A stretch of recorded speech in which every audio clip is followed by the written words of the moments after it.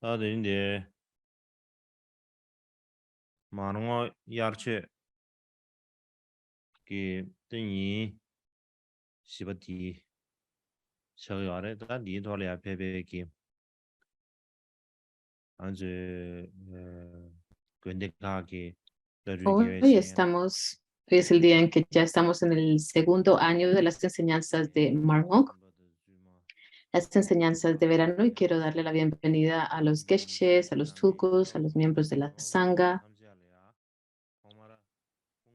y a todas las personas que nos están escuchando a través del internet. Espero que estén muy bien, que se encuentren bien.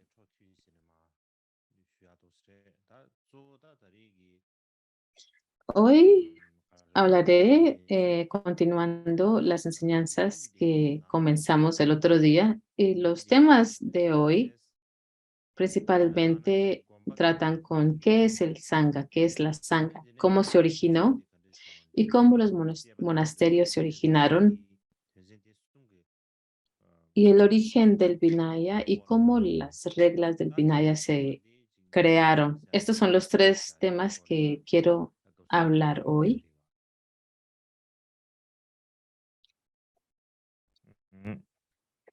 Y bueno, vamos a hablar acerca de cómo se originó el Vinaya.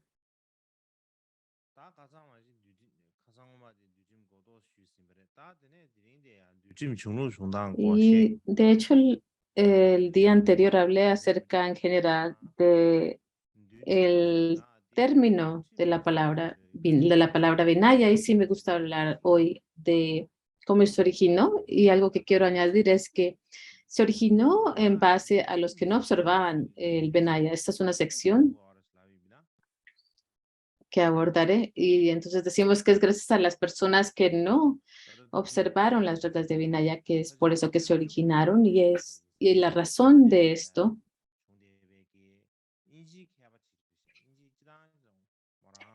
Bueno, aquí tenemos una erudita inglesa, era una mujer parece que era inglesa, y tenía gran capacidad en su investigación de los estudios indios, y su nombre era I.B. Conner, y lo que dijo al respecto y lo que opinaba era que en términos generales, de acuerdo al Vinaya, dentro de la sangha budista, los bhikshus y bhikshunis, pues había muchos que eran perezosos, descuidados y lujuriosos, y existen muchas historias acerca de estas personas en el Vinaya. Y todos disfrutaban del lujo, estas personas, y disfrutaban divertirse, y también llegaron a crear desarmonía entre ellos mismos, entre la comunidad de la sangha, y realizaron otras cosas. Y cuando miramos, si llegamos a leer el Vinaya, podemos ver estas historias, leerlas, evidentemente. Sin embargo,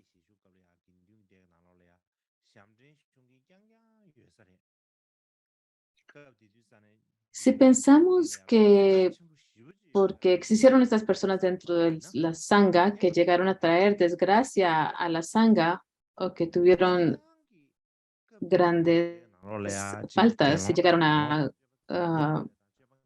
corrompir el sangha, pues esto es una mala interpretarlos, porque sí existieron personas dentro del sangha que sí tuvieron una mala conducta y están registradas en el Vinaya. Pero cuando hablamos acerca de las descripciones del Vinaya y vemos estos registros, solamente vemos, fueron escritas, pero cuando la gente se comportó bien, no grabaron o registraron esto, solamente las malas acciones que algunas personas ocasionaron. Y cuando la gente se comportó mal, pues la gente hablaba mucho al respecto y se registraron. Y cuando hablamos acerca de las historias que encontramos en el Vinaya, Y llegamos a escuchamos mucho de cómo fue que los bhikshus y los bhikshunis se comportaron mal y pensamos, bueno, tal vez fueron personas muy necias, pero ese no fue el caso. Sí, no sería honesto de nuestra parte decir eso, que por su causa,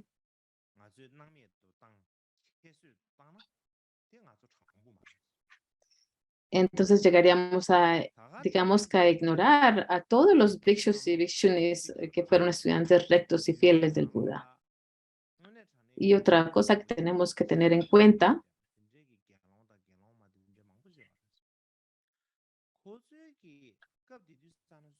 y que sí, de hecho, había muchos bhikshus y bhikshunis que tenían un comportamiento muy bueno y tenían un carácter muy gentil y cuando miraban que eran personas amables y veían a sus amigos y amigas del Dharma comportarse tan mal, pues no podían soportarlo y se sentían avergonzados y avergonzadas. Y era como que se sentían muy insatisfechos y muy apenados. Así que pues les prestamos atención en el Vinaya a las personas que se comportaron mal, hicieron esto y lo otro, pero en esa época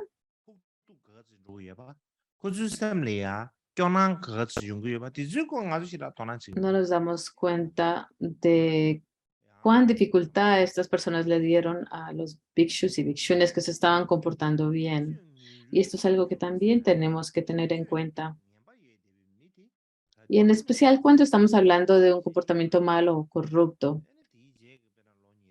Estas personas se dan en cualquier momento de la historia, antes del Buda y después de la historia. Por ejemplo, aún en este tiempo, 2600 años después, todavía hay personas que tienen un comportamiento malo. Sin embargo, si lo hablamos desde una perspectiva de un historiador o historiadora, estamos todavía hablando de la perspectiva de Horner, de esta erudita.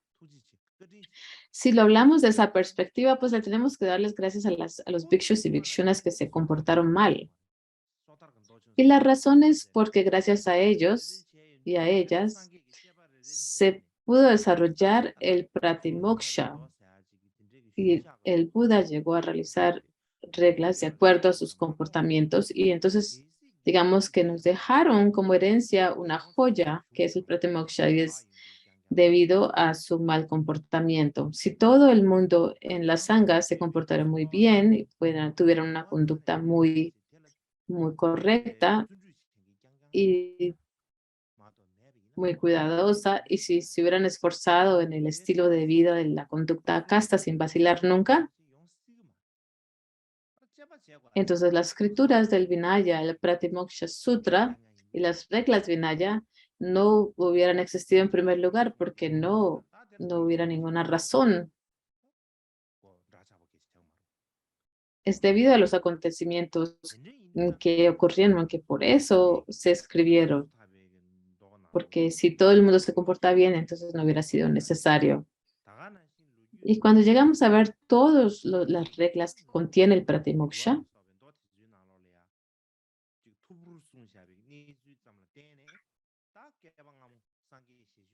y todos los ejemplos y los acontecimientos que se ven registrados en los sutras y en los vinayas, y podemos tener un entendimiento, una comprensión de la historia, de la situación histórica de esa época, y el hecho de que tenemos una idea de la historia de ese tiempo es gracias a los ejemplos del Vinaya. De lo contrario, no tendríamos ninguna razón, porque no tenemos otros textos en estos momentos.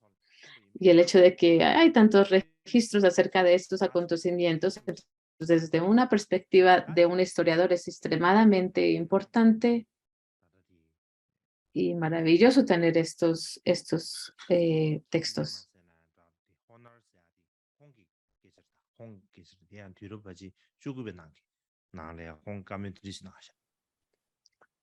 Bueno, esto es lo que la erudita Horner dice en la época de 1920. Sí me gustaría añadir algo al respecto, por supuesto. Si lo miramos desde de nuestra Vinaya tibetana, de las escrituras Vinaya, desde el tiempo del Buda, Teníamos el buen grupo de 5, esa es la sangha más temprana.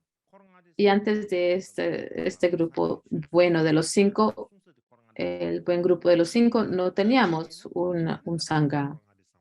Y ellos fueron los primeros a quien Buda les enseñó el Dharma. Y gracias a ello llegaron a alcanzar realización y es por ello que la sangha noble comenzó. Así que la sangha inicial fue el buen grupo de los 5, estos 5 bhikshus. Y estos 5 bhikshus, la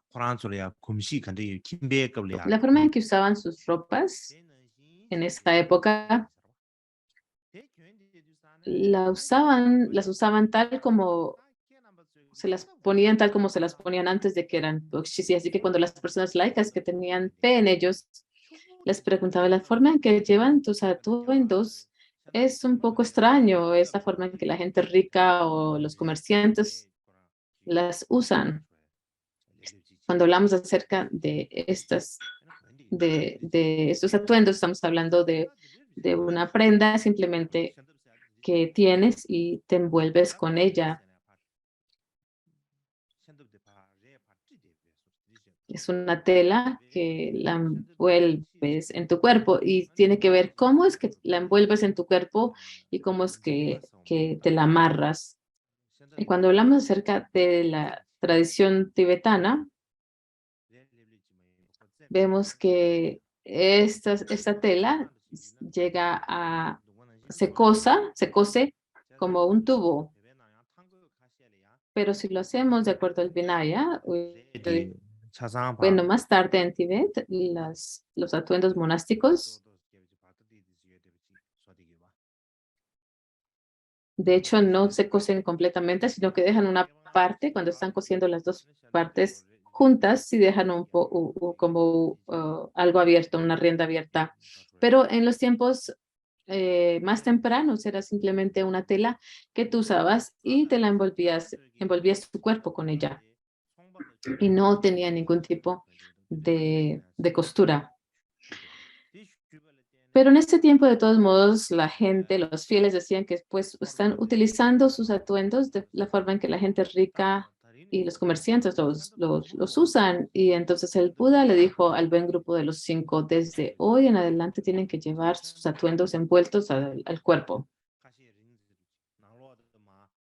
y de una manera que sea pareja, no que una parte sea más larga que la otra,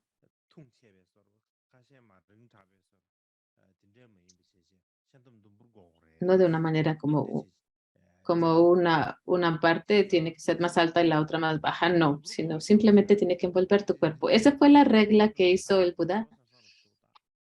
Así que probablemente esta fue la primera regla que el Buda estableció, el llevar los atuendos envueltos al cuerpo. Si tomamos el Vinaya tibetano como una base, no he hecho de verdad gran investigación al respecto, pero en términos generales, probablemente fue así como ocurrió. Y en el año 13, después de que el Buda despertara, hubo un acontecimiento de un bhikshu que se llama Badra que mantuvo relaciones sexuales y debido a ello se estableció la regla de la primera derrota. Así que nos damos cuenta que fue no en la fase primera del Sangha cuando se empezaron a establecer las reglas, sino posteriormente. Probablemente fue así como ocurrió. Anteriormente a eso, el Buda no había creado reglas de las derrotas, sino no quiere decir que no habían acontecimientos relacionados, pero no las había creado antes. Y hay una tradición de los diferentes grupos de médicos y estos monásticos probablemente estaban observando estas reglas. Pero en los tiempos de que no habían ningún tipo de estas reglas establecidas, entonces no había necesidad de observarlas. Pero cuando sí llegaron a darse, entonces más tarde las personas no se comportaban bien, entre los bhikshus se llamaban la banda de los 6, y las personas que no se comportaban bien entre las monjas o bhikshunis era la banda de los 13, y así sucesivamente. Y es por eso que se tuvieron que establecer diferentes reglas debido a sus comportamientos y lo que aconteció. Y desde una perspectiva, lo que llegaron a hacer los bhikshus y los bhikshunis es probable que llegamos a resentir lo que hicieron en esa época ya por ellos. Tenemos todas estas reglas y si hubieran comportado mejor no tuviéramos que tener tantos preceptos como tenemos hoy y sería más fácil observarlos. Desde una perspectiva puede ser que llegamos a sentir ese tipo de resentimiento o de echarles la culpa o de quejarnos. Pero si lo miramos desde otro punto de vista, el hecho de que tenemos una gran diferencia entre el estilo de vida y comportamiento entre los laicos y los monásticos es debido a el comportamiento de estas personas de las que estoy hablando. Y desde un punto de vista es fácil hacer esta distinción, pero desde otra no es tan difícil hacer. De hecho, es gran difícil llegar a distinguir estas diferencia. Y lo que el octavo Karmapa Mikyo Dorje llegó a decir es que la diferencia entre los cabezas de casa y los monásticos, pues es un poco llegar a distinguir la diferencia tal como es nítidamente. Y es probablemente que pensemos, bueno, tiene que ver con el Dharma, de que unos conocen el Dharma y los otros no. Esta no es la distinción porque, de hecho, hay muchos laicos que conocen de los sutras y los tantras a fondo. No podemos decir que es porque los monásticos comprenden el Dharma o los textos o los sutras.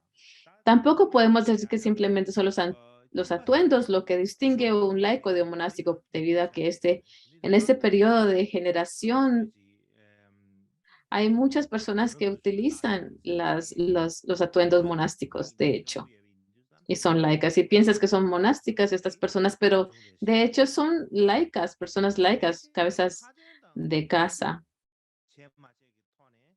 cabezas de hogar. Y de la misma manera, igualmente, al recitar plegarias y practicar la meditación, eso no nos distingue entre los monásticos y los laicos, porque hay muchas personas en los dos grupos que practican estas actividades. Así que no hay ninguna forma de distinguir entre un monástico y un laico. A lo que nos llevamos a una persona monástica es alguien que ha llegado a dirigir su mente, a revertir su mente de las posesiones y del apego. Y tienden, digamos que ellos están inspirados por un poco de revulsión hacia los placeres sensoriales, que tienen pocos deseos y que se satisfacen con muy pocas cantidades de comida y de atuendos, aun aunque tengan una comida muy mala y una ropa muy pobre, pues está bien para ellos, está bien. También son personas que son cuidadosas en la forma en que mantienen su cuerpo, su palabra y su mente con una atención y conciencia muy cuidadosa. ¿Y de qué? ¿De qué se cuidan? Pues de las malas acciones, porque son muy fáciles de cometerlas.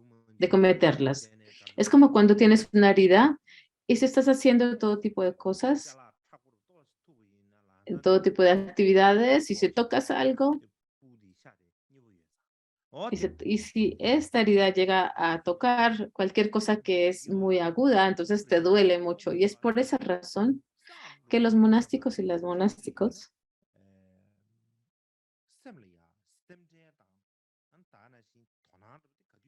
siempre se preocupan mentalmente. Voy a cometer alguna cosa negativa, voy a caer en la no virtud. Siempre se preocupan de eso los monásticos. Por ejemplo, tenerle envidia a los demás o buscarle las faltas a los demás, y no se trata del opuesto, ¿no? no envidiar a los demás ni buscarle las faltas a los demás. Llegar a, digamos, a apaciguar las aflicciones y en particular el orgullo en tu mente es lo principal y hacerlo de la mejor manera posible. Y también significa que tu conducta de cuerpo, palabra y mente es tan buena que cualquier ser, incluyendo a los seres y a los dioses, llegan a decir, oh, eres como una persona venerable o un maestro, una maestra, un amigo, una amiga espiritual. Si no puedo rendirte homenaje a ti, entonces ¿a quién le voy a rendir homenaje? ¿En quién voy a buscar refugio? Quiero ser como tú. Es alguien que inspira a los demás. Es alguien a quien, en el que podemos poner nuestras esperanzas. Eso es lo que le llamamos a un monástico, es un practicante. Así que le damos el nombre, el practicante, a muchas personas. Pero es posible que los monásticos que se comportan como los laicos pueden ser aún peor que los laicos en sí. Así que estas distinciones no tienen que ver con la visión y la conducta, sino que tiene que ver, perdón, tiene que ver con la conducta, no tanto con la visión. Y por eso es que podemos decir que que la conducta de los monásticos es superior. Si hay personas que no se comportaran mal, entonces no hubieran existido estas reglas de los binayas. Y es por esa razón que las personas que se comportaron mal en el tiempo, en la época del Buda, los bhikshus y bhikshunas, pues de hecho sí nos llegó a beneficiar para nosotros. De hecho, en algunos de los sutras Mahayana se dice que el bhikshu Uddhavi, de la banda de los seis, e incluso Devadatas, en unos sutras Mahayana se dice que son emanaciones del Buda. Y pienso que eso es un punto importante aquí. Si lo pensamos desde un punto histórico, pues es como inapropiado decirlo así, ¿no? De que estas personas llegaron a ser emanaciones del Buda. Es un poco extraño decirlo así, pero desde un punto de vista filosófico y de nuestra práctica, podemos decir que fue muy benéfico. Y tenemos algo que podemos entender ahí, desde el punto de vista de pensar de que fueron emociones del Buda. Y me gustaría hablar acerca del Pratimoksha. Bueno,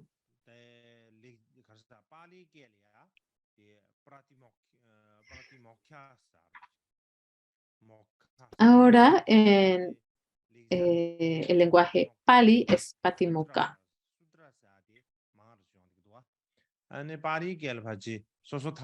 Y en sutra quiere decir, lo llamamos Pratimoksha Sutra. En Pali es Patimoksha. Es, y este incluye un texto que contiene 250 o más reglas del Vinaya. Y este es el que consideramos el Pratimoksha Sutra o el Sutra de la Liberación Individual. De hecho, son 253 reglas. Así que todas las reglas del Vinaya se contienen en este Sutra de la liberación individual. Pero no enseña los rituales de acción o las mociones realizadas por la Sangha.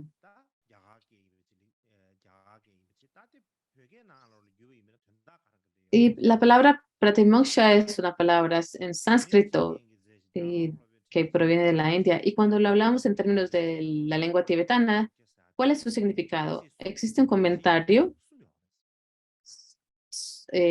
sobre el Vinaya de Vimalamitra sobre el Vinaya y da 3 explicaciones acerca de la palabra Pratimoksha. Prati significa individuo, nosotros mismos. Y moksha quiere decir liberación, significa alcanzar la liberación. Así que la liberación individual, prati, moksha, eso es lo que quiere decir, la liberación personal o la liberación individual. Eso quiere decir que el individuo que mantiene la disciplina se libera de los reinos inferiores del samsara, porque te puedes proteger de los reinos inferiores del samsara, pero no puedes proteger a los demás.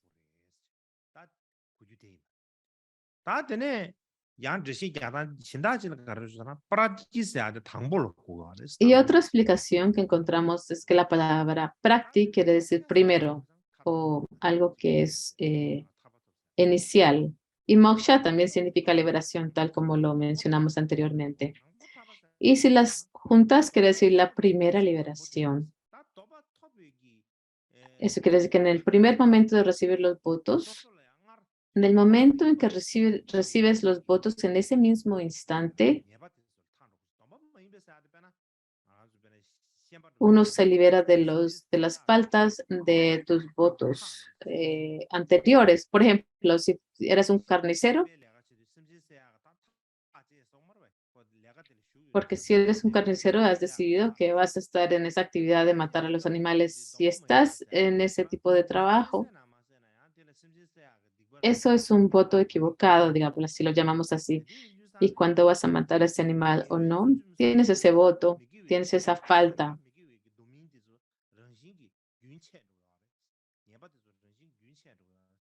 Y cuando llegas a tomar los votos de Pratimoksha, entonces de manera natural te has liberado de esos votos equivocados. Esa es la segunda forma en que podemos entender estas palabras. Y hay otra versión, otra explicación. La tercera es que Prakti significa, debido a las palabras, que se puede significar medios y moksha, liberación. Así que si lo juntas, puede decir el método de liberación.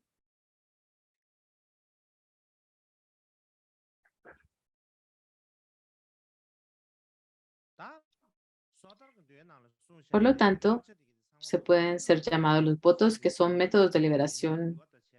Y al hablar de los preceptos en el Pratimoksha Sutra, de acuerdo a las escrituras de Mulak Shavastivada Vinaya, traducidas al tibetano, hablan de 5 categorías de caídas.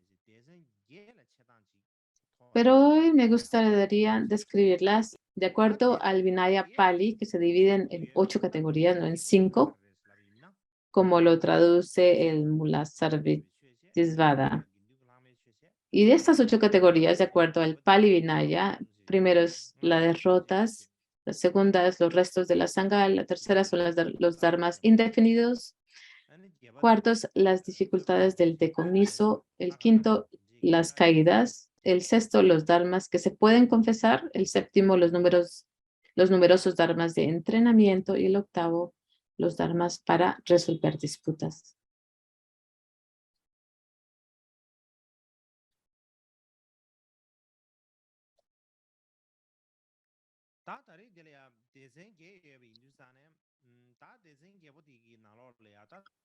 Y al hablar acerca de estas 8 categorías, dentro de cada una de ellas, creo que es más fácil hablarlo al principio.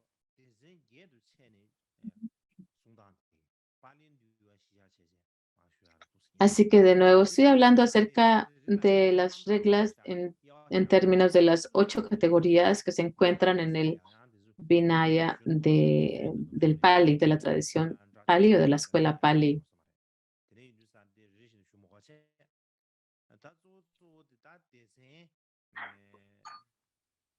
Y siento que no es muy apropiado también decir acerca de ello dentro de un grupo tan grande y hablarlo muy a fondo, pero sí voy a hablar un poco acerca de los votos de Pratimoksha y cuántos preceptos hay en cada una de estas categorías, y pienso que sí sería benéfico hablarlo en estos términos. Así que no pertenecen, estas 8 categorías no pertenecen a la tradición Shrivastava.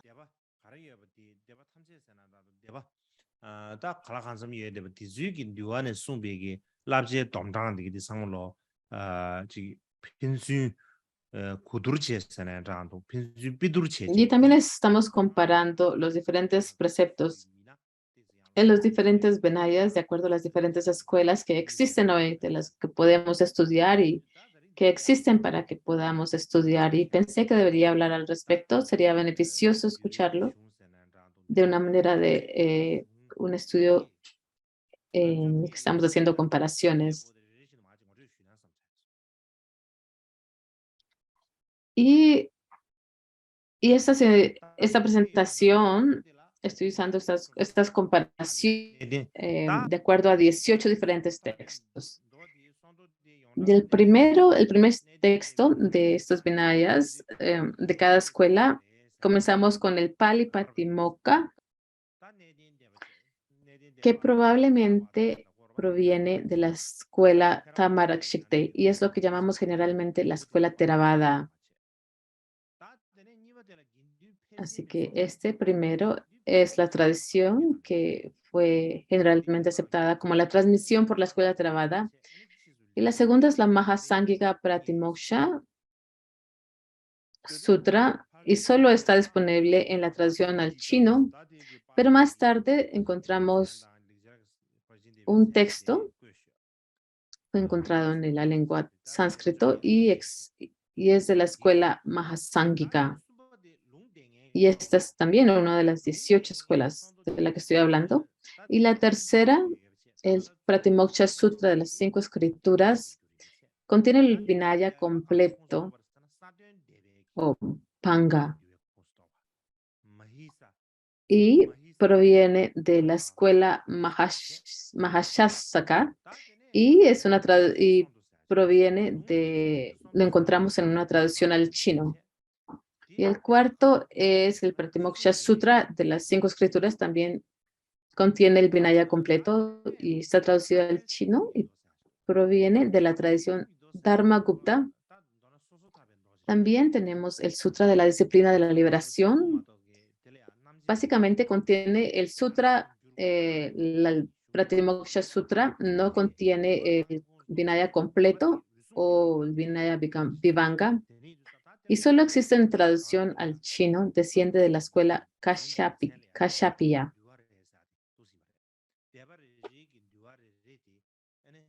Y este es los Vinayas individuales de cada escuela.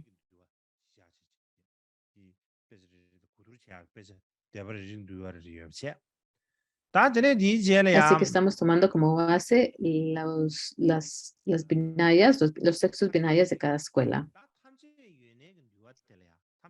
Y le sigue el Vinaya Sarvastivada. Y es uno de las antiguas escuelas de Vinaya.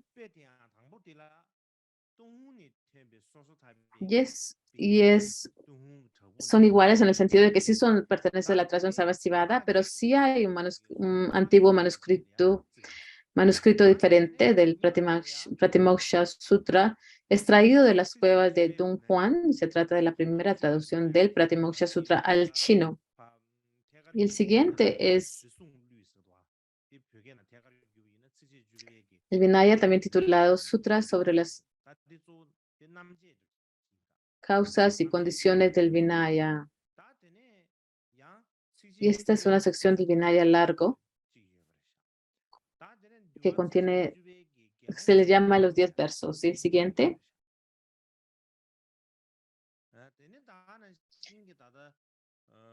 Y el Bhikshu Pratimoksha Sutra de las 10 recitaciones, de los 10 versos.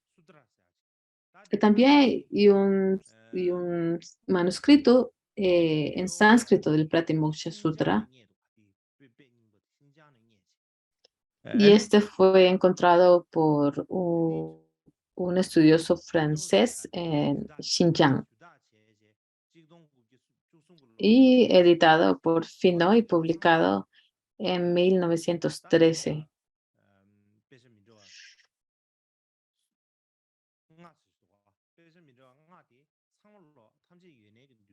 Y aquí tenemos 5 diferentes textos y todos de ellos son escrituras de la escuela Sarvastivada.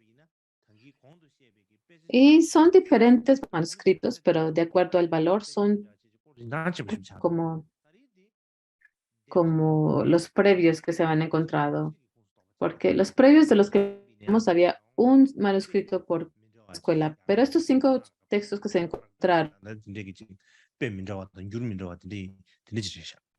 sánscrito y chino, diferentes traducciones, esencialmente son las traducciones de una sola escuela sobre el Vinaya.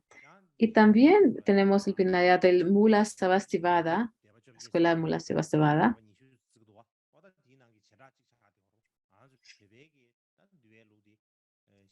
Y el Mula Savastivada es una de las 18, o algunos dicen 21, de las 21 escuelas del budismo. En tibetano decimos que son 18. Y hay diferentes manuscritos de este Vinaya.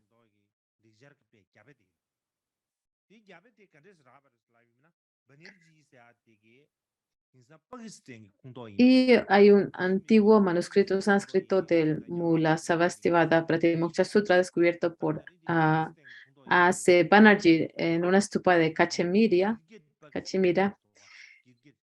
Esta está en Pakistán, en un lugar llamado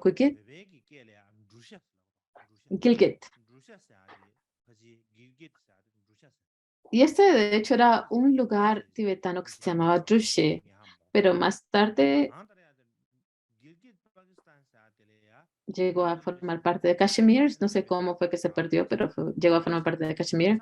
De todos modos, en Pakistán había una estupa muy antigua y adentro de ella había un manuscrito que fue muy bien conservado y está completo. Y el segundo es la traducción tibetana de Mula Savastivada Pratimoksha Sutra. Esta está completa con el Vinaya completo y pertenece a nuestro canon. La traducción también al chino del Mula Savastivada Pratimoksha Sutra, tanto como la gran exposición, el Mahavibhasha, no es un texto de Vinaya de por sí.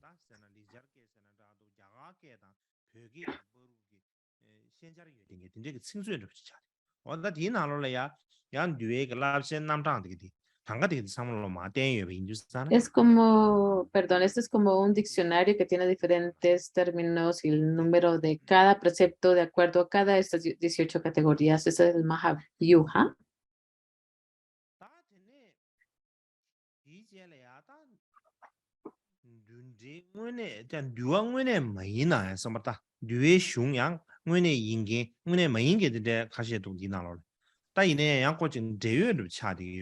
Y hay varios textos dentro de este análisis que no son binarias, pero son sutras que están relacionados con el Vinaya y por eso también las estoy presentando.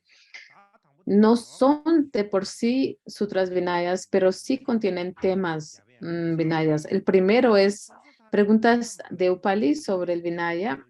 Existe una traducción al chino, también hay un texto en sánscrito. No es un Pratimoksha Sutra, no es un texto vinaya, pero presenta las listas de preceptos como en el Pratimoksha Sutra. Y la forma en que se están presentadas, pues son ligeramente diferentes a otros textos. Así que probablemente proviene de otra escuela, como unos estudiosos llegan a proponer. Y el segundo es los 22 puntos claros sobre el Vinaya, traducido al chino por Paramarta, por el maestro Paramarta. Y este texto pertenece a la escuela Samatilla. Es un comentario sobre el Vinaya de la escuela Samatilla. Y ahora el siguiente es el Sutra de las 5 cualidades de los bhikshus, traducido al chino por Dharmadeva.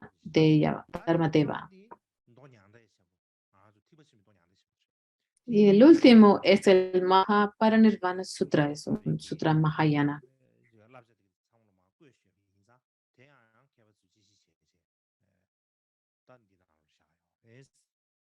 Y todos los preceptos del Pratimoksha Sutra también están incluidos en este sutra y por eso es que los investigadores la estudian. Algo que tengo que mencionar aquí Bueno, he mencionado estos 18 textos descritos anteriormente. ¿Y qué incluyen? Incluyen los Vinayas de 8 escuelas, la Theravada de Sri Lanka, la Mahasángika, la Mahishaka, la Dharmakupta, la Kashyapya, la Sarvastivada, la Mula Sarvastivada y la Samatilla. Entre estos, el Mula Sarvastivada Vinaya es similar al Sarvastivada, por eso es que no se cuentan como distintas y entonces serían 7 y no 8. Y puedes añadir el Upali. Las preguntas de Upali sobre el Vinaya son diferentes del Vinaya y de esas escuelas. Y esta se cuenta por separado. Y es por eso que decimos que tenemos los manuscritos de 8 diferentes escuelas. Y hay personas que decían que tal vez esta última proviene de la Vinaya, de la escuela Mahamasangika, perdón, Mula Sarvastivada, porque cuando comparas el Mula Sarvastivada con otras tradiciones, pues ves sus diferencias. También tenemos, aparte de la Vinaya de la escuela Mahasángika, otros textos de Mahasangi son extremadamente raros, por lo que ese manuscrito de Vinaya es extremadamente significativo.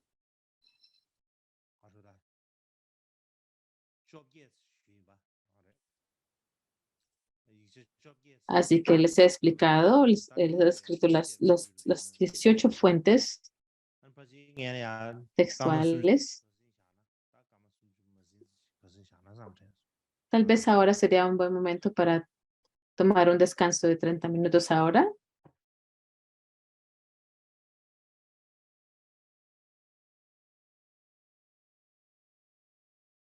다시 한번 다 등기지 류액이 류하단 제역이 있으려면 적어도 딱 하나 류하단 제역이 이제 접예예요. 접예예요. 제 안될래야지 개발수에게 지가 신주생이 Y estaba hablando acerca de los 18 diferentes manuscritos del Vinaya que están relacionados con el Vinaya. Y lo que nos preguntamos ahora es cuál es la diferencia entre las diferentes escuelas de acuerdo a los preceptos. ¿Cuál es la distinción en su cantidad y de los preceptos?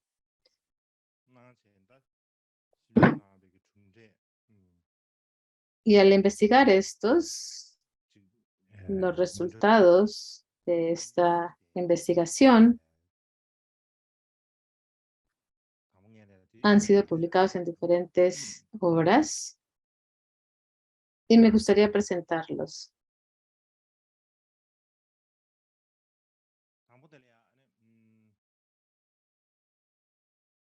Así que el primero de estos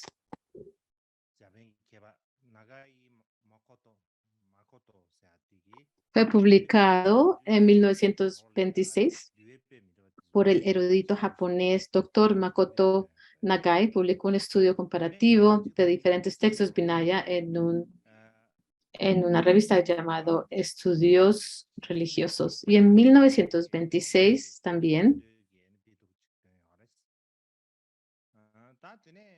Waldschmidt publicó un estudio comparativo de los Bhikshunis Pratimoksha Sutras.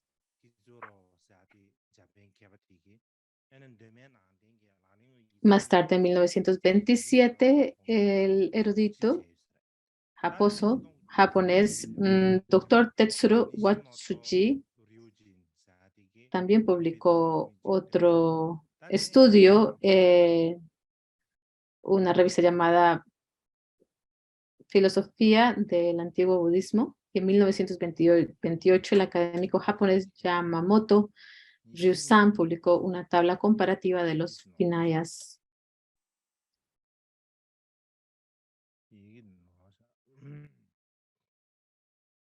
Tenemos un error aquí en la forma que estamos escribiendo su nombre.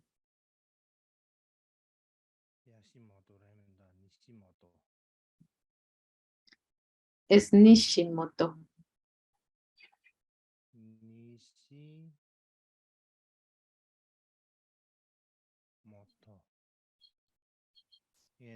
Nishimoto Ryu-san. A ver, se los muestro de nuevo.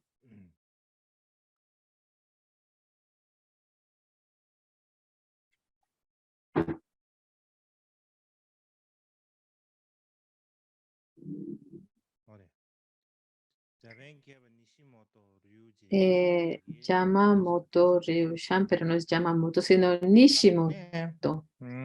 Este es el cuarto, Nishimoto Ryu-san, quien publicó una tabla comparativa de los binarias en 1928. Y la quinta comparación fue también realizada por un japonés, un estudioso japonés llamado Akanuma Chisen, y escribió una comparación textual de los Pratimoksha Sutras.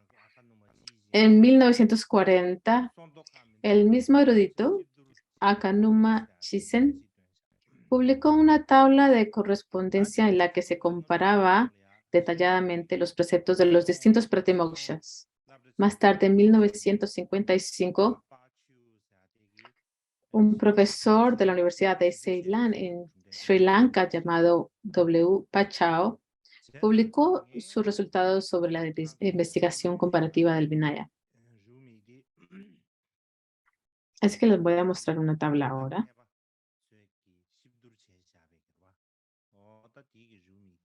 Y esta está basada en la obra del estudio de los anteriores 7 eruditos que he mencionado.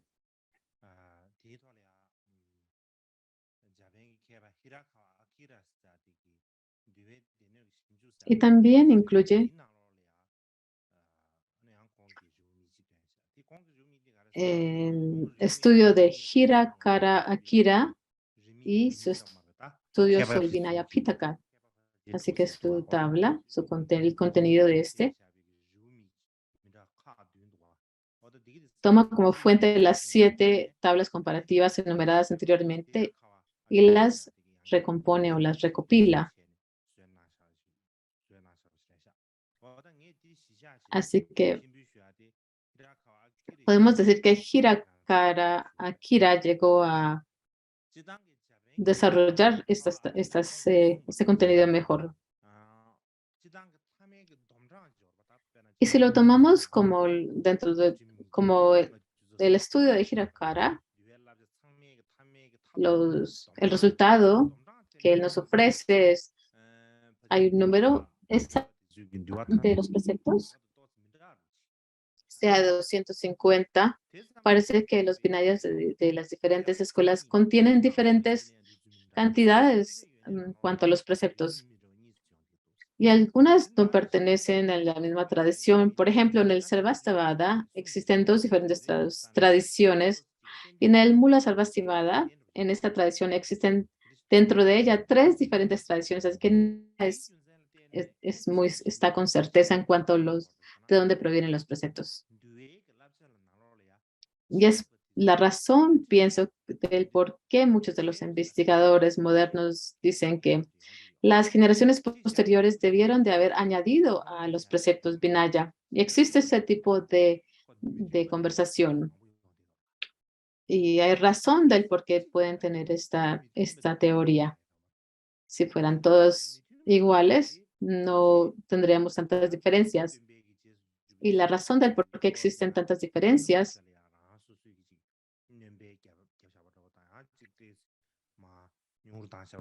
es porque las generaciones posteriores añadieron al Vinaya o tal vez llegaron a reducir el número.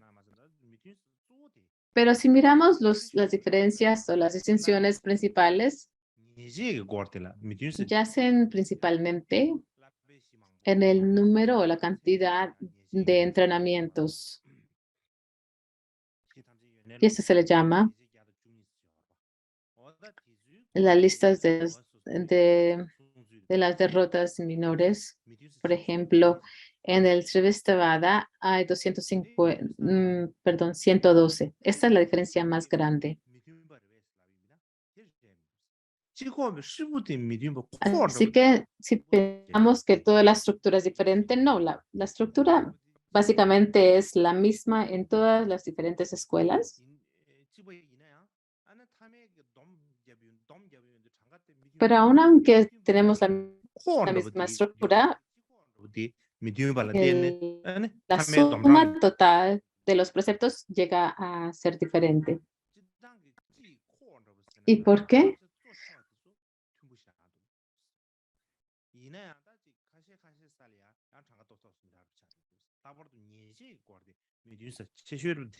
Bueno, tenemos estas diferencias ligeras en cada una de las tradiciones, tienen que ver a nivel menor, y entonces dicen que el número o la cantidad de preceptos, la mayoría son iguales en las escuelas. Eso quiere decir que provienen de la misma fuente, y no hubieran provenido de la misma fuente, entonces hubieran sido diferentes. Pero todos los preceptos, la mayoría son prácticamente iguales. Simplemente encontramos las mayores diferencias en la categoría de las caídas o las derrotas a nivel menor. Así que tenemos 8 diferentes categorías y voy a hablar más a fondo acerca de ellas.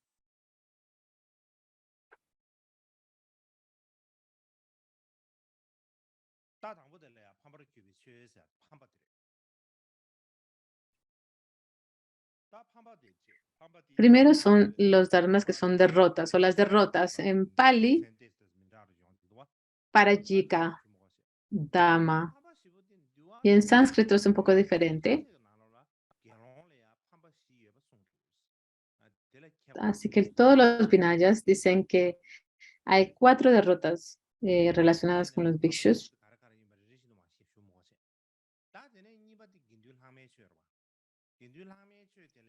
Pero no tengo que describirlas. La siguiente categoría son los restos de la sangha. En todos los Vinayas hay 13 para los bhikshus y no existe ninguna diferencia en todos los Vinayas. Y el tercer, los dharmas indefinidos. En la tradición Malamusavara, tradición de tibetana, no se consideran como derrotas, son situaciones. Pero en esta lista se incluyen como una categoría diferente. Y hay 2 para los bhikshus, sin embargo, no se mencionan en el sutra solicitado por Upali, ni en el sutra de los 5 dharmas de un bhikshu. Y la cuarta categoría es las caídas con pérdida. En todos los Vinayas hay 30 de estos para los bhikshus. Y estamos hablando principalmente de el número, la cantidad de estas caídas, pero en cuanto a su esencia, de qué se trata, es iguales, todas son iguales. La quinta son las caídas. Ahí tenemos diferentes números. Hay tradiciones que tienen 92 caídas, mientras que hay otras que hay 91, y hay otras que dicen que existen 90 caídas. Aquí ahí tenemos 3 diferentes tradiciones. El primero, las que dicen que tienen 92 caídas, provienen del canon Pali, del Mahasamgika, del Sutra de las Preguntas a Upali, y de los sutras de los 5 dharmas del Bhikshu. Y el que dice el que propone que son 91 pertenece a la tradición de Dharmagupta, Sarvastivada, la aclaración del Vinaya y el Sutra de la Liberación. Y el Mula Sarvastivada tibetano tiene 90 caídas.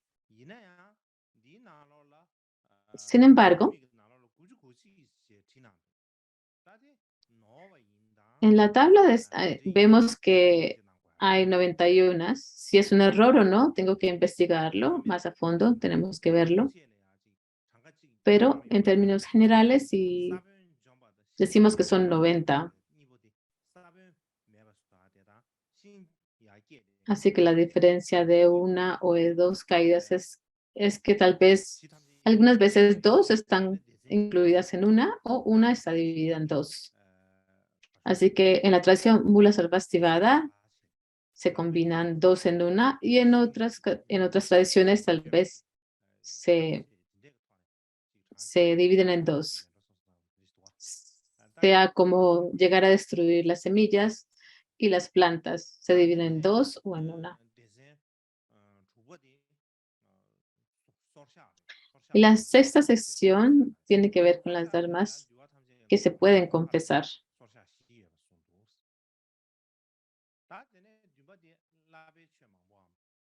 Y encontramos 4 en todas las escuelas binarias. Y la séptima son los numerosos dharmas de entrenamiento, lo que llamamos las ofensas de términos menores. Y todos los diferentes binarias tienen cantidades. En Pali Vinaya encontramos 75. En el Mahasangika 67, 66, perdón. El Sutra de las preguntas de Upali contiene 72. El Mahashishastaka y el Dharma Guptika contiene 100 entre el último. En Juan contiene 107. Y el Mula Sarvastivada, de acuerdo a la tradición china, contiene 96. Los manuscritos sánscritos tienen 108 y de la misma manera los manuscritos tibetanos. Y las las traducciones tibetanas del Mahamula Vastidad tienen 112, pero aquí se dice que tienen 108, por lo que debemos comprobar si hay algún error o no. Y el octavo son los dharmas para resolver disputas. Y en todos los diferentes vinayas se dicen que hay 7 de estos. Sin embargo, en el sutra el sutra de las preguntas de Upali, aclarando 22 vinayas y las 5 dharmas de los bhikshus, lo explica un poco diferente. Así que he mencionado los textos, los 18 textos que encontramos del Vinaya, y quería mostrarles los preceptos de acuerdo a estos. Los preceptos presentados en los Vinayas aquí están en esta tabla que podrán ver. Y entonces pensamos que la cantidad los preceptos son iguales, entonces el contenido de ellos son iguales. No es necesariamente así. Por ejemplo, en la tradición Pali existe más ofendas de acuerdo a los entrenamientos, pero en el Mula Sabastida, cuando hablamos acerca de lo que es los textos raíces, hay un número más pequeño que en los comentarios.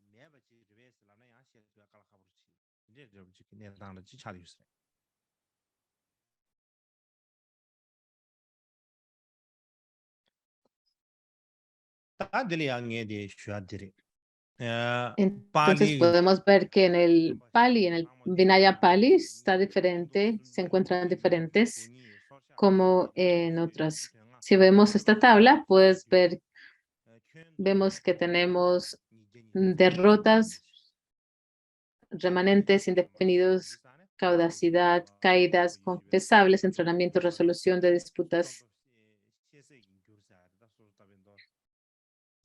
Podemos ver que hay diferentes números en la tradición Pali, ¿no? En el Mahasangika, en el Upali, en Mahasanka, en el discurso de la liberación en Dharmakupta, en Dunhuan, Dharmakuptika. La tradición Sarvastivada de Dunhuan y el sutra largo del Sarvastivada.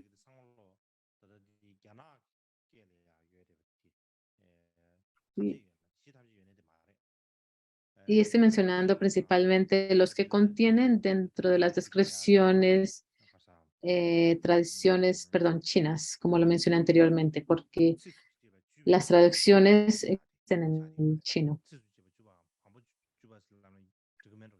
Tenemos el Vinaya en las 10 recitaciones que mencioné anteriormente. También tenemos el Mula Savastivada y también tenemos la tradición tibetana y la china. Y más abajo podemos ver el Mahavipati.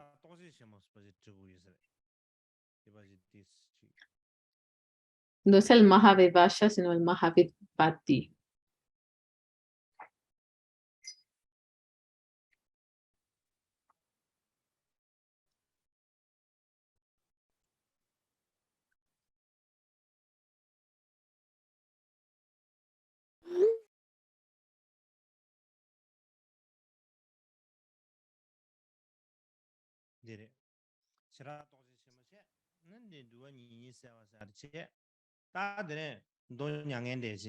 Y tenemos las 22 clarificaciones del Vinaya y el Paranirvana Sutra y los 5 dharmas de un Bhikshu. Estas son las 18 comparaciones de los diferentes textos que presentan los preceptos Vinaya y presentamos aquí el número de de cada tradición de los preceptos. Y vimos que el número en el Mula Savastivada que vemos aquí y de acuerdo a nuestra práctica es diferente y tenemos que investigar el por qué.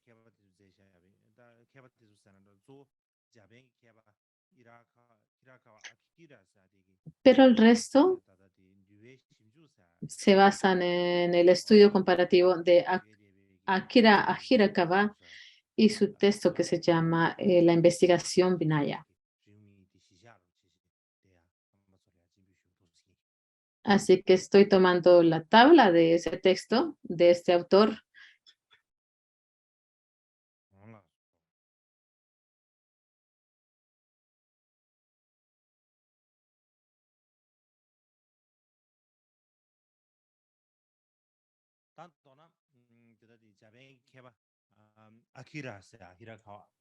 Así que en breve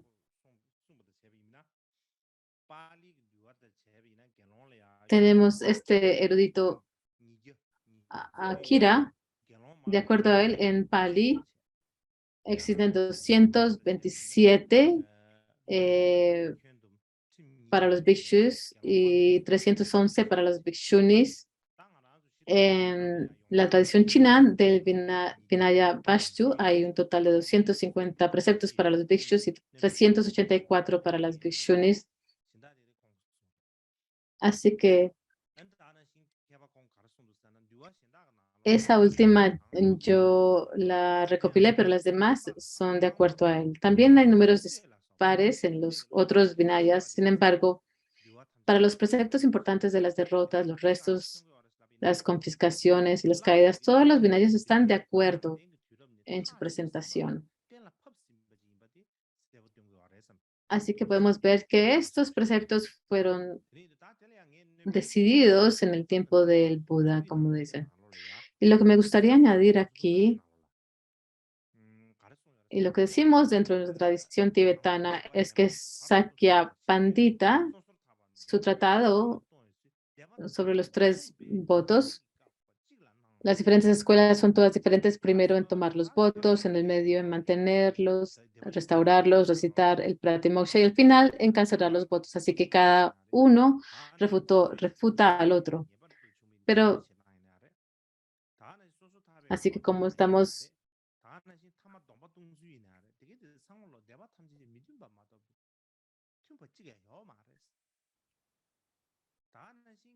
entonces diferentes en cada escuela. También se prohíben una, es perfil en la otra. Esto es lo que dice Sakya Pandita.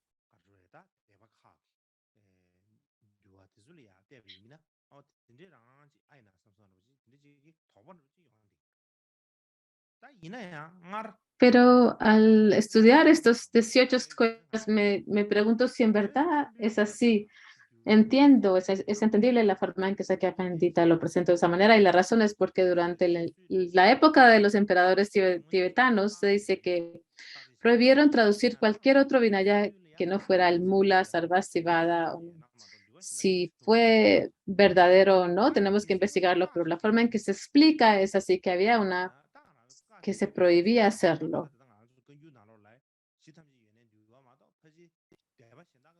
Si sea el caso o no, de todos modos solamente tenemos en tibetano la tradición del Mula Sarvastivada, así que llega a ser muy difícil para un erudito tibetano obtener otros manuscritos de otras escuelas. Y era muy difícil llegar a entender y calcular las diferencias y evaluar las diferencias de las diferentes escuelas. Así que pienso que Sakya Pandita creo que estaba siguiendo las palabras de otros eruditos anterior a él. Pero hemos llegado a una época en que podemos llegar a estudiar el budismo en diferentes lenguas y hacer comparaciones y podemos investigarlas en diferentes lenguas y tenemos una cantidad de oportunidades y no tenemos simplemente que depender lo que se dijo en el pasado, simplemente lo que hemos escuchado que se dijo en el pasado, sino podemos llegar a de verdad comparar y investigar y hacerlo de una manera inequivocada. Y decimos que el Mula Savastivada School, la escuela del Mula Savastivada, es la de autoridad. Pero en realidad, si estamos hablando de 18 o 20 escuelas, el decir que una está en lo correcto y las demás no, es algo muy difícil llegar a decir esto. Si hablamos acerca de el sueño del rey Krinkin, que dice que todas las 18 escuelas son las verdaderas enseñadas del Buda, tal vez es algo que tenemos que investigar.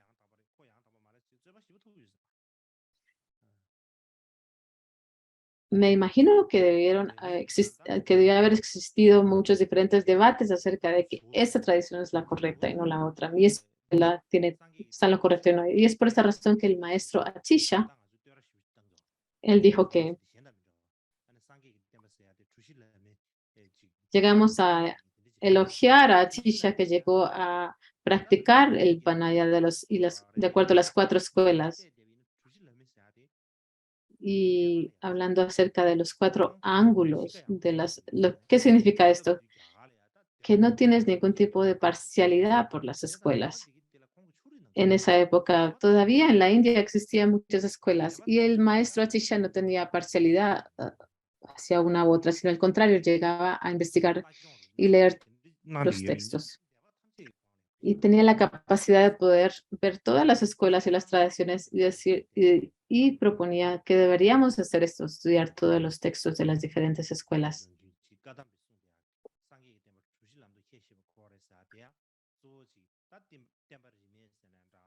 Y cuando hablamos acerca de la tradición Kadampa que tomaron todas las enseñanzas del Buda, estamos hablando acerca de alguien que está mirando todas las diferentes escuelas, las 18 escuelas, y que no tiene parcialidad hacia una y que las reconoce todas como las palabras del Buda y que todas están en lo correcto y son verídicas.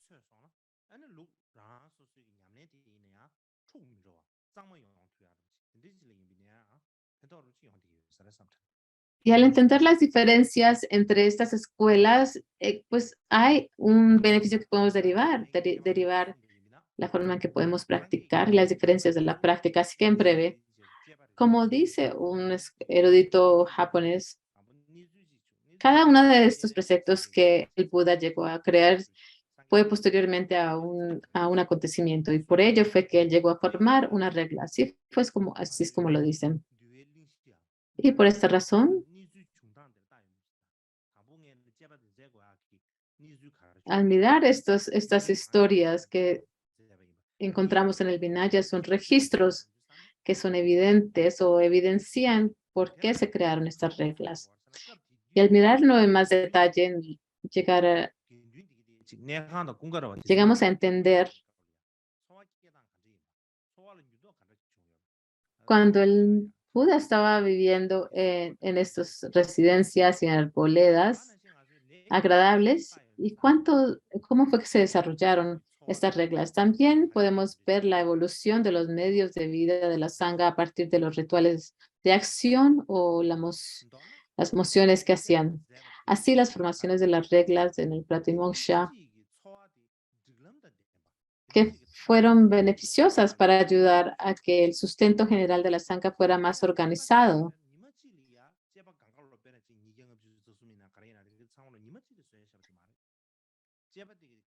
Y estas reglas obviamente no se crearon en un solo día. Cada una se añadió de manera gradual. Al principio se crearon una o dos y después gradualmente se añadieron más.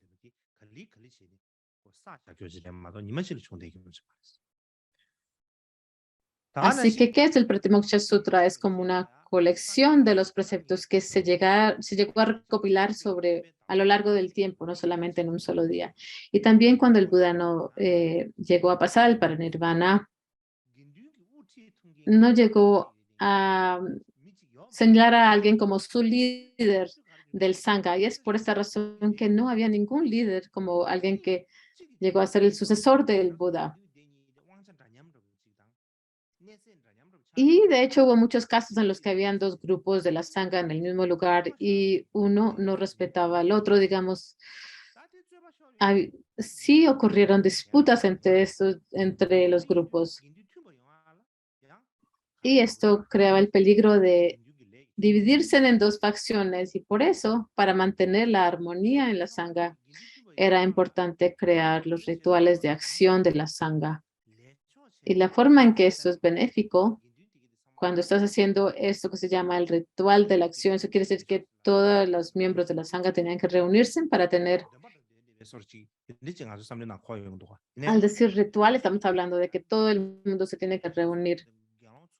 No tenía que ver con recitar, sino era más con una asamblea donde tenían conversaciones y diálogos entre ellos mismos.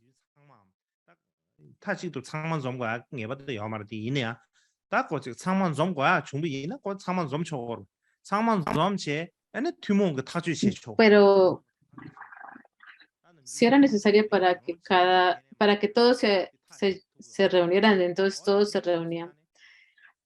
Pero aun si un bhikshu no está presente, entonces no podían hacer digamos que un acuerdo o una decisión acerca del Vinaya. Así que es posible que llegaron a tener este consenso en la sangha y fue muy beneficioso para la sangha porque llegaba a establecer o mantener la armonía. Y también me gustaría hablar acerca de la autoridad. ¿Quién tenía la autoridad de la sangha durante el periodo del budismo original? ¿Quién tenía la autoridad en esta época del budismo original?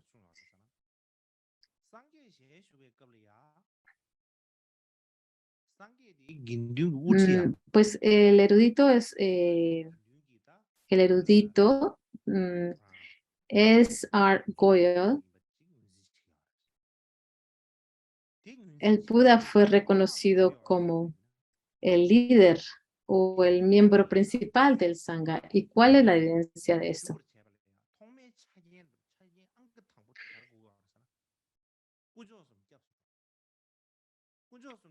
Pues, ¿cuál es la evidencia? Que en primer lugar tenían que ir a tomar refugio en los tres joyas y si no tomabas refugio en los tres joyas, no podías entrar en la comunidad de Sangha.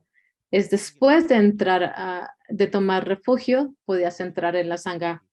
Y para tomar refugio en las tres joyas, tenías que ir al Buda. Y de esa manera natural, el Buda se convirtió en el líder de la Sangha. Sin embargo, en ese tiempo en India existían muchas diferentes comunidades religiosas. Y si llegamos a ver a los diferentes personas de autoridad en ese tiempo, la diferencia entre el Buda y los demás líderes, pues ellos eran los líderes absolutos de sus propios grupos, de sus respectivos grupos. Y también establecían sus reglas y la forma en que podían vivir. Y así era como se manejaban ellos. También llegaban a decir quién iba a sostener su linaje o mantener su linaje. Y el líder hacía esa decisión. Y es por esa razón que en la India, esta era la tradición dentro de todos los grupos religiosos.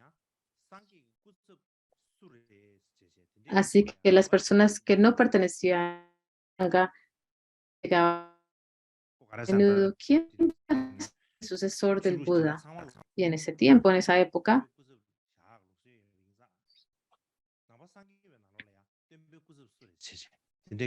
pues en esa época veíamos que existía la costumbre que en las demás religiones el líder a señalar o a darle ese cargo a alguien en particular.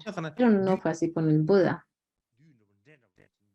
Y también hablamos acerca de esta desarmonía entre el Buda y el Devadatta. Y Devadatta, muchas personas van a pensar que era como un demonio, pero en realidad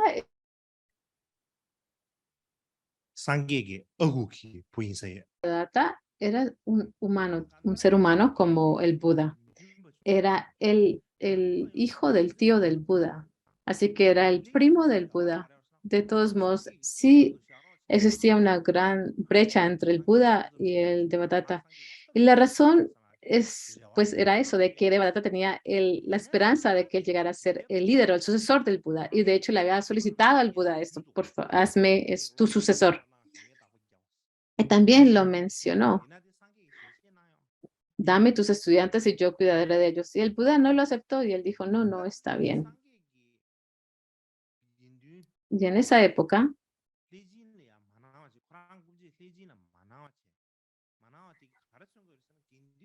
el Buda no le otorgó sus estudiantes a Devadatta. ¿Y qué demuestra esto? De que la Sangha iba por un lado mucho más, por un camino más democrático. ¿Y por qué decimos esto? Porque previamente era un sistema de monarcas que no era democrático. Y entonces esto demuestra que la diferencia no era que el individuo tenía el poder, sino que el grupo tenía el poder. De la misma manera, un erudito indio dice que cuando llamamos al maestro, al Buda maestro, de cómo llegar a alcanzar a la naturaleza absoluta, no es alguien que simplemente da órdenes a la Sangha o que ejerce su autoridad sobre la Sangha. Eso no fue lo que el Buda dijo que él era, o que ese no era su rol. Y esto nos demuestra que la Sangha pues sí lleva un orden democrático para arreglar sus asuntos. Y además el Buda dijo, debes ser tu propio protector o tu propia protectora. Debes tomar el Dharma verdadero como tu protector y tu refugio. Y también él dijo de que no deberían de tomar refugio en otro sucesor, en algún sucesor externo.